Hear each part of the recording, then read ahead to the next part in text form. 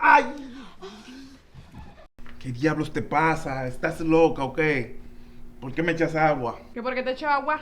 Agua caliente debería echarte a ti. Porque vagabundo, mira cómo me estás engañando con esta. Tranquila, yo puedo explicarlo todo. ¿Qué me vas a explicar? ¡No le pegues!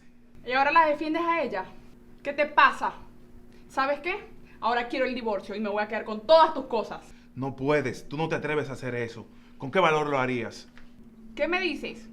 Tengo pruebas para que mis abogados se pongan a trabajar y te dejen sin nada. ¿Cuántos años de mi vida te di?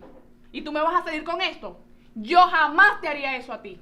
No puedes, por favor, es el trabajo de mi vida. Por favor, no lo hagas. Por favor, por favor, por favor. Eso lo hubieses pensado antes de hacer esta cochinada. Con esta regalada. ¿Cómo me vas a hacer esto a mí? Es que yo jamás te haría esto. Mira con lo que me sales. Dame una oportunidad, Mariana, por favor, hablemos de esto. Sí, por favor, hablemos de esto. Más oportunidades de las que te